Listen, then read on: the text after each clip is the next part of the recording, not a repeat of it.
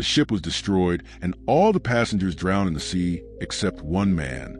By the grace of God, he survived and somehow reached the shore. After some time, when he regained consciousness and opened his eyes, he found himself alone on a deserted island. As soon as the man woke up, he started praying to God and said, "Oh, God, please help me. Please send me some help." Days passed, but no help came. He spent his nights sleeping on the beach. The next day, when he woke up, he prayed again, but still no help came. A few days went by like this, and by now he had completely given up, accepting the life of the desolate island as his fate. The man started collecting wood and grass to make a hut for himself. He gathered things from the broken ship and kept them in his hut. He began surviving on coconuts and fish. Staying in the hut, he spent his days in loneliness.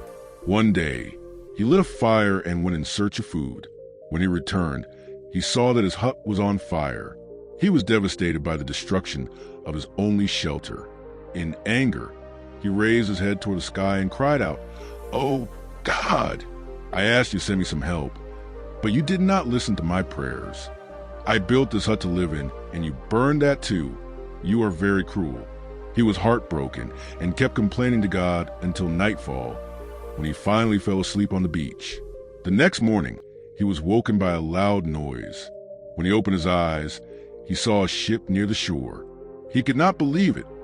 Help had finally come. He was overjoyed and quickly boarded the ship. Once on board, the man asked the captain, "How did you know I was stranded on this deserted island?" The captain replied, "We saw a fire signal from far away. That's how we understood someone was here."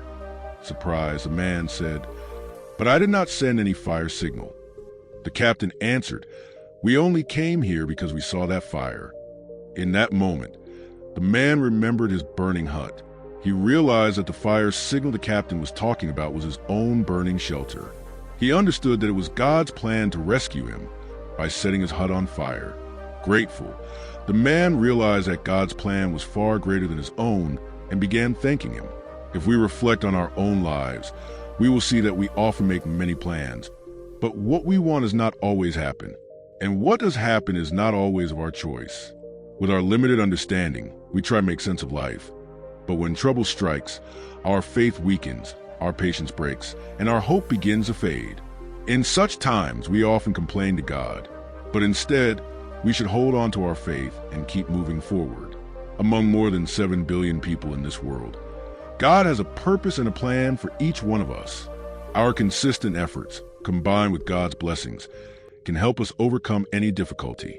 So, whenever you feel like your plans are failing and life is going against your wishes, remember this. Perhaps God has a different plan for you, and his plan is always bigger, bolder, and better than your own.